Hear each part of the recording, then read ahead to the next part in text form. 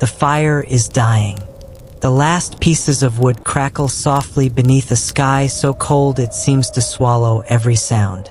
Beyond the circle of light, darkness stretches across an endless Ice Age plain. Somewhere inside a small shelter, children sleep while exhausted hunters cling to what little warmth remains. Then, a pair of glowing eyes appears. Not far away, a wolf could attack. The humans are tired. Their weapons rest beside them. One quick charge, and the night's balance could change forever. But the wolf doesn't move. Instead, it watches, quietly, patiently, as if it's trying to understand the strange creatures gathered around the fire. Thousands of years later, nearly 1 billion dogs would share our homes, guard our families, and sleep beside our children. But none of that should have happened, because this story begins with 2 predators that should have been enemies. So why did one of them choose something far more dangerous than a fight? Trust? The impossible meeting. Long before cities, farms, or written history, Earth belonged to giants. Woolly mammoths crossed frozen valleys. Saber-toothed cats stalked the grasslands. Cave bears claimed mountain shelters. And among these formidable hunters walked another predator, humans. Our ancestors were not the strongest animals alive. They had no claws, no fangs, no thick fur to survive brutal winters. Yet they possessed something almost no other predator had. They planned, they remembered, and they worked together. Hundreds of miles away, another hunter had mastered many of the same skills. The gray wolf. Like humans, wolves hunted in coordinated groups. They communicated through body language, vocal calls, and carefully organized teamwork. They could pursue prey for astonishing distances, adapting their strategies as the chase unfolded. In many ways, wolves were the closest ecological rival humans had ever faced. They hunted the same animals, followed the same migrations, needed the same water, occupied the same landscapes. By every rule of evolution, these 2 species should have competed until one gained the advantage. Instead, something unexpected happened. For tens of thousands of years, humans and wolves repeatedly crossed paths across Europe, Asia, and perhaps other regions. Archaeological evidence suggests they shared environments throughout the late Pleistocene, though exactly where dogs first emerged remains an active scientific debate. The mystery isn't that they met. The mystery is that neither side disappeared. If 2 apex predators compete for the same food, why didn't one drive the other away? The answer begins with a problem both species desperately needed to solve. Survival. Rivals on the Ice Age. Life during the Ice Age wasn't simply dangerous. It was unforgiving. A single failed hunt could mean starvation. An injured hunter might never recover. Winter showed no mercy to mistakes. Humans and wolves lived under exactly the same pressure. Both depended on large herbivores like reindeer, horses, bison, and mammoths.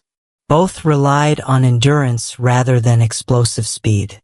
Both succeeded because individuals sacrificed for the group.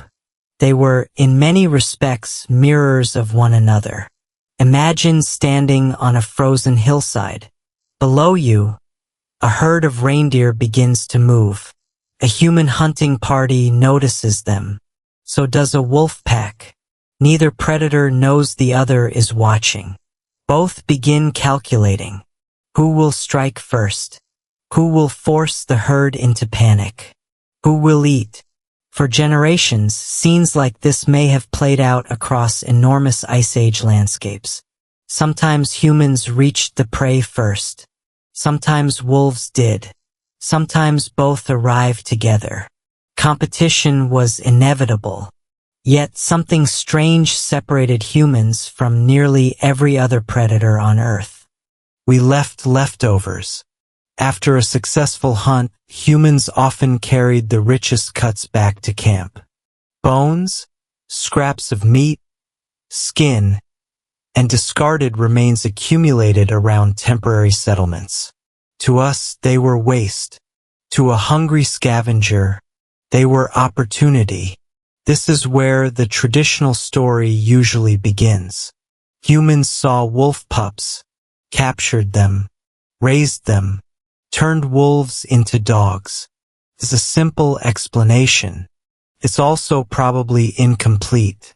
Over the last few decades, many scientists have proposed a different possibility. What if humans weren't the ones making the first move? What if the wolves were? Instead of fearless hunters charging into camps, imagine something much quieter.